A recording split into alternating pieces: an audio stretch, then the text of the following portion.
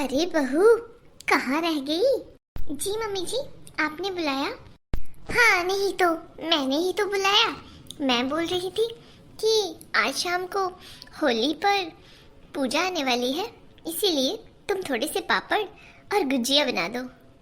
अरे मम्मी जी, आपने पहले क्यों नहीं बताया?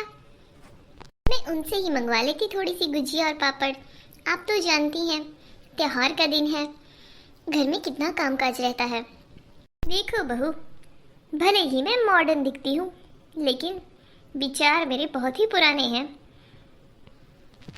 पापड़ और गुजिया तो घर में ही बनेगी, हाँ नहीं तो। लेकिन मम्मी जी, अब इतने जल्दी पापड़ नहीं बन सकते ना, आपको पहले कहना था। कोई बात नहीं, पापड़ बाहर से मंगवा लेना, लेकिन गुजिया और मिठाइयाँ तो घर में ही बनेगी। ठीक है मम्मी जी। हे भगवान, कैसी सास दी है मुझे, बस दिखने में ही मॉडर्न है, बाकी विचार तो बहुत ही दकियानूसी हैं। सही कहा दीदी आपने। बहू। जी मम्मी जी। तुम्हारे हंसने की आवाज पूरे मोहल्ले में सुनाई दे रही है। तुम धीरे नहीं हंस सकती क्या? हमारे घर के नियम है, बहू एक कमरे से दूसरे कमरे तक सुनती नहीं है बात करते, ना ही हंसते, और तुम्हारे ठहाके तो पूरे मोहल्ले में सुनाई दे रहे हैं।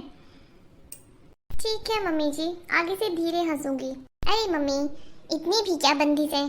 अरे अरे नहीं बिटिया, हम तो कुछ नहीं बोल रहे हैं, हमने सिर्फ धीरे हंसने के लिए बोला, हंसने के लिए मना तो नहीं किया ना। हाँ नहीं तो। हे प्रभु, एक तो मुझे सास मिलनी थी, वो भी कैसी सास दे दी आपने।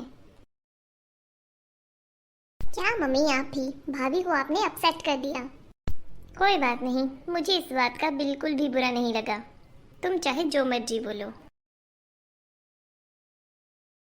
मम्मी जी, वो मैं कह रही थी कि जैसे दीदी होली पर अपने मायके आए थे, वैसे ही अब होली को 2 दिन हो गए हैं, मैं भी अपने मायके हो आती हूँ। वो क्या है, सब रिश्तेदार आए हुए हैं। बुरा मत मानना बहू, लेकिन हमारे घर में तो ये रिवाज नहीं है। त्योहार वाले दिन बहू कहीं नहीं जाती है, और त्योहार के अगले 3-4 दिनों तक तो रिश्तेदार आते जाते रहते हैं। रुक जाओ थोड़ा। ठीक है मम्मी जी, वो मैं ये कह रही थी कि सब लोगों ने जैसे होली खेली हुई है, तो घर की तो हालत ही खराब हो गई है।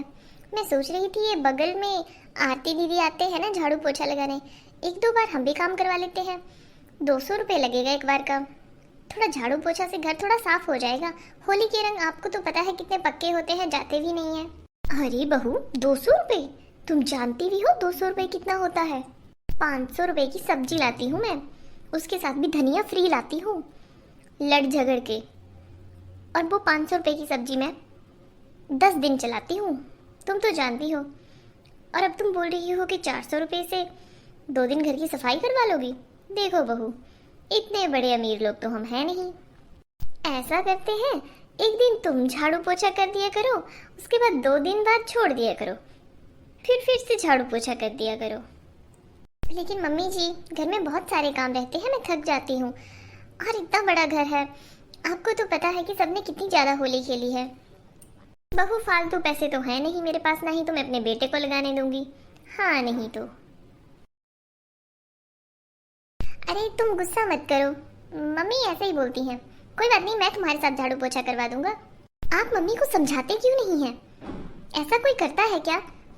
दिखने को तो इतने मॉडर्न हैं और विचार इतने अजीब से हैं।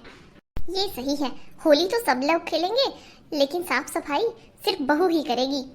इनकी अपनी बेटी जब मायके आती है तो इनको लगता है अच्छा हुआ रौनक लौट आई, लेकिन जब बहू का घर जाने का मन हुआ, मेरा मतलब मायके जाने का मन हुआ, तो घर की लक्ष्मी कहीं नहीं जानी चाहिए। क्यों भाई? आप लोगों ने जो बेटी दूसरों के घर में भेजी हुई है, वो भी तो आ रही है ना अपने मायके, तो वो तो अच्छी लग रही है। लेकिन नहीं, अगर बहू चली गई तब घर की लक्ष्मी चली जाएगी, जैसे कि आपकी बेटी किसी घर की लक्ष्मी बनी ही नहीं है। फिर नियम बनाओ तो सबके लिए एक जैसे बनाओ। अरे तुम काहे इतनी भड़क रही हो? कोई बात नहीं, मैं बात करूंगा मम्मी से, 1-2 दिन बाद चली जाना मायके। बहू। जी मम्मी जी। पड़ोस में सरला दीदी के यहाँ आज से भागवत कथा होने जा रही है, तो मैं भी आज भागवत सुन ही आती हूँ। तुम घर का ख्याल रख लोगी ना? हाँ मम्मी जी, और जिंदगी में अब करूँगी भी क्या? मैं समझी नहीं बहू। अच्छा छोड़ो, मैं सुन ही आती हूँ भागवत, तुम अच्छे से घर का ख्याल रखना बहू। लोगों को यहाँ जाना है भागवत सुनने और घर में चल रही है महाभारत। क्या फायदा ऐसे पूजा पाठ का, जब दिमाग बस दूसरों को नीचे गिराने में ही लगाना है। देखो तुम मम्मी के बारे में ऐसा मत सोचा करो। हाँ, वो मेरे साथ ये सब कर रही हैं और मैं सिर्फ सोचूं भी नहीं। वाह, बनो अपनी मम्मी के लाडले बेटे। एक दिन खुद पर बीतेगी तब समझ आएगा। बहू, घर में नमक खत्म हो गया था तो बता देती। मैं समझी नहीं मम्मी जी, दाल में तो आज नमक था ही नहीं बहू। मैंने सोचा खत्म हो गया होगा, बहू बताना भूल गई होगी। बहू नमक भूल सकती है, लेकिन आप ताने मारना कभी नहीं भूल सकती। एक दिन जब मैं बीमार हो गई थी और आपने आलू मटर की सब्जी बनाई थी, तब आप तो उसमें हल्दी डालना भी भूल गई थी। मैंने तो चुपचाप खा ली थी, क्योंकि मुझसे बनती नहीं थी उस टाइम। बहू, तुम 2 महीने की बात मुझे आज बता रही हो? हाँ मम्मी जी, क्योंकि मैंने सिर्फ अपने मन में ही सोचा। हमें हमारे माता पिता ने सिखाया है कि अन्न का कभी अनादर नहीं करना चाहिए, अन्न अपमानित हो जाता है। अच्छा, तो अब तुम मुझे सिखाओगी ये सब भाषण देकर, ताकि मैं तुम्हें दोबारा खाने के लिए कुछ बोलूं ही ना। जी हाँ मम्मी जी, ऐसा ही कुछ समझ लीजिए। रमेश, तुम सुन रहे हो ना? सुन रहे हो ना इसकी जुबान कितनी तेज चल रही है? हाँ मम्मी, वो मुझे फोन आ रहा है, मैं चलता हूँ। आज ना मम्मी जी, जब शुरुआत हो ही गई है तो 2 बातें कर ही लेते हैं। आप ना मुझे बता ही दीजिए, आज आप चाहते क्या हो?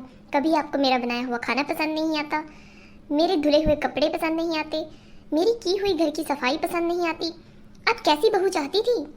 और अगर आप बहू नहीं चाहती थी तो बगल में आरती दीदी आते हैं ना, उन्हें 5,000 महीने का किराया देकर घर का काम करवा लेते। बहू, तुम कुछ ज्यादा ही बोल रही हो। ठीक है मम्मी जी, सिर्फ आज का दिन बोलूंगी। आप मुझे बताइए, क्या मैंने कभी आपको टाइम पर खाना नहीं दिया, टाइम पर पानी नहीं दिया नहाने के लिए, टाइम पर आपको कभी चाय के लिए नहीं पूछा? आप मुझे बताइए ना मम्मी जी। मैंने सब कुछ टाइम पर दिया और आपने सिर्फ एक चीज, सिर्फ ताना ताना आपने मुझे टाइम पर दिया। बहू, कुछ ज्यादा बोल रही हो। फिर भी आप नहीं समझती हैं मम्मी जी, मैं इतना सीधा सीधा बोल रही हूँ, फिर भी आप नहीं समझ रही हो। बहू, मैंने बोल दिया तुम्हें, मैं अभी रमेश से बताऊंगी जाकर। अगर आपके बेटे को आपकी बात सुननी होती तो वो फोन का बहाना लगाकर यहाँ से भागते नहीं मम्मी जी। आपको सीधी सीधी बात क्यों नहीं समझ आती? मुझे भी आपसे कोई दिक्कत नहीं है, नहीं आपको मेरे से कोई दिक्कत है।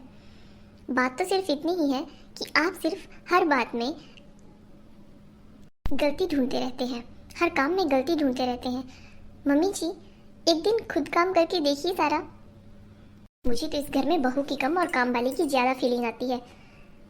उसे भी महीने में 5,000 रुपये रेंट मिल जाता है, मेरा मतलब तनख्वाह मिल जाती है, और हमें तो पूरा दिन काम करके सिर्फ ताने मिलेंगे। अब मुझे समझ में आया लड़कियां आखिर क्यों शादी से डरती हैं। शादी इतनी डरावनी नहीं होती मम्मी जी। अगर ससुराल अच्छा मिल जाए तो शादी भी अच्छी लगती है। मैं खुद के लिए टाइम निकालना भूल जाती हूँ। मुझे तो ये भी याद नहीं कब मैंने अपने हाथ पैर अच्छे से धोए थे, कब मैंने खुद को सजाया संवारा था। आप दोनों की खिदमत में लगी रहती हूँ मैं, लेकिन आप दोनों को पता नहीं क्या मेरा काम ही पसंद नहीं आता। ठीक है मम्मी जी, कल से मैं ऑफिस ज्वाइन कर लेती हूँ। कम से कम 1 महीना काम करने के बाद विदाउट ताने सैलरी तो मिलेगी। बहू तो गुस्सा कर गई। अगर ये गुस्से में ऑफिस चली गई तो मुझे भी सरला दीदी की तरह नाश्ते में रोज ही ब्रेड खाने पड़ेंगे, लंच भी खुद प्रिपेयर करना पड़ेगा, और यहाँ तो कभी कभी डिनर भी बनाना पड़ेगा, क्योंकि ये लोग तो ऑफिस से इतने थक के आते हैं। बहू को मना ही लेती हूँ। बहू, ये बहू नहीं मेरी बेटी है। बहू। हेलो दोस्तों, कमेंट सेक्शन में जरूर बताएं आपको हमारी वीडियो कैसी लगी।